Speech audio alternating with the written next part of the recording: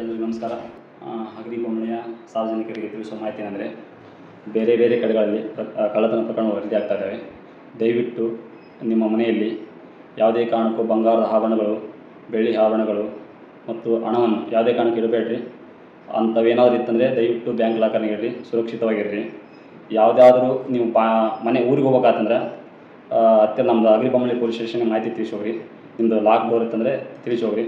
ಮತ್ತು ಯಾವುದಾದ್ರೂ ಅನುಮಾನಾಸ್ಪದ ವ್ಯಕ್ತಿಗಳು ನಿಮ್ಮ ಓಣಿಯಲ್ಲಿ ಅಥವಾ ಏರಿಯಾದಲ್ಲಿ ಓಡಾಡ್ತಿದ್ರೆ ಇಮ್ಮಿಡಿಯೇಟಾಗಿ ನಮ್ಮ ಪೊಲೀಸ್ ಠಾಣೆಗೆ ಮಾಹಿತಿ ತಿಳಿಸೋಂಥ ಪ್ರಯತ್ನ ಮಾಡಿರಿ. ಅವ್ರನ್ನ ಕರ್ಕೊಂಬಂದು ವಿಚಾರ ಮಾಡ್ತೀವಿ ಅಥವಾ 112 ನಂಬರಿಗೆ ಕಾಲ್ ಮಾಡಿರಿ.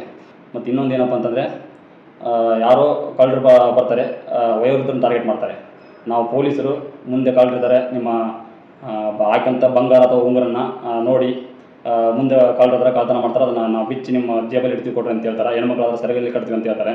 ಕಟ್ಟಿ ಅದನ್ನು ನಿಮ್ಮ ಅಟೆನ್ಷನ್ ಅದನ್ನ ಅವ್ರ ಕಡೆಯಿಂದ ಅವರೇ ಬಿಚ್ಚಿಕೊಂಡು ನಿಮ್ಮ ಜೇಬಲ್ಲಿ ಇಡ್ತೀವಿ ಅಂತೇಳಿ ಅಟೆನ್ಷನ್ ಡೈವರ್ಷನ್ ಮಾಡಿ ಕಲ್ಲು ಅಥವಾ ಹರಳು ಇಟ್ಟು ಅದನ್ನು ನಿಜವಾದ ಬಂಗಾರವನ್ನು ತಮ್ಮ ಜೇಬಲ್ಲಿ ಇಟ್ಕೊಂಡು ಹೋಗುವಂಥ ಪ್ರಕರಣಗಳು ಜಾಸ್ತಿ ಕಂಡು ಬರ್ತಾ ಇದ್ದಾವೆ.